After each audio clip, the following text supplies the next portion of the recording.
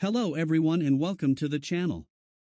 Today, I'll be taking a look at Markel Group, a company that engages in the insurance business in the United States and internationally. Markel's business is built on three pillars.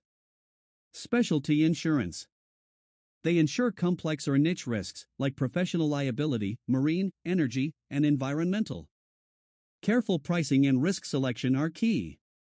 Investing the float. Premiums collected from insurance aren't immediately paid out, creating a float that Markel invests conservatively in equities and bonds, aiming for long-term growth. Markel Ventures. The company owns operating businesses across manufacturing and services.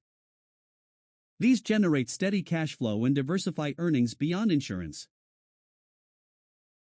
When evaluating an insurer like Markel, there are a few key metrics. The combined ratio is the sum of the loss ratio and expense ratio. It tells you how much of every premium dollar goes to pay claims and operating costs. For example, if the loss ratio is 65% and expenses are 30%, the combined ratio is 95%, meaning the company earns $5 underwriting profit on every $100 of premiums. Anything below 100% is profitable, above 100% means the insurer relies on investment returns to break even. Another metric to look at is return on float. The float is the capital from premiums before claims are paid. Investing it wisely generates significant returns, sometimes higher than the underwriting profits. Pay attention to consistency over cycles. Insurance costs can take years to materialize. For example, property insurance may collect premiums for many years before a hurricane hits. A low combined ratio in 1 year doesn't guarantee long-term profitability. The best insurers maintain discipline through good and bad years and avoid chasing growth with poor pricing. Markel's track record from 2020 to 2024 has been good. Their combined ratio over the past 5 years has ranged from 90% to 98%, with no underwriting losses. Their returns on equity securities range from 9% to 18% annually. Markel Ventures contributed $520 million in operating income in 2024 and has grown at about 20% CAGR over the past 5 years. Next, we take a look at Markel's long-term performance for the past 20 years from 2004 to 2024. Looking at Markel's long-term performance, the consistency really stands out.